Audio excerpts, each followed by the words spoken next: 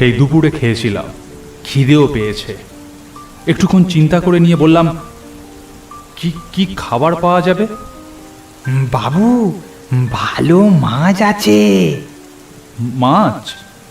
কোনো চিন্তা করবেন না বাবু, আমার হাতের রান্না যে একবার খায় সে আর কখনো ভোলে না। ঠিক আছে, তাহলে মাছ ভাত দাও। আপনি হাত ধুয়ে বসুন, আমি ব্যবস্থা করছি। ছাতা নামিয়ে রেখে হাত ধুয়ে আমি টেবিলে গিয়ে বসলাম। মিনিট খানেকের মধ্যেই 1 প্লেট ভাত, ডাল, আলু ভাজা, মাছের ঝোল সাজিয়ে দিল টেবিলের ওপর। সেই দুপুরে খেয়েছিলাম, জামার হাতা গুটিয়ে পরম তৃপ্তি ভরে খেতে শুরু করলাম।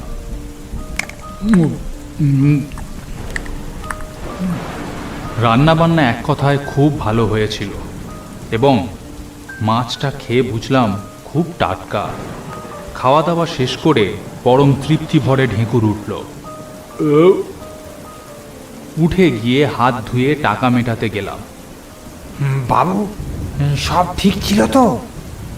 হ্যাঁ, রান্না বান্না দারুণ। সত্যি তোমার হাতের গুণ আছে ভাই পঞ্চু।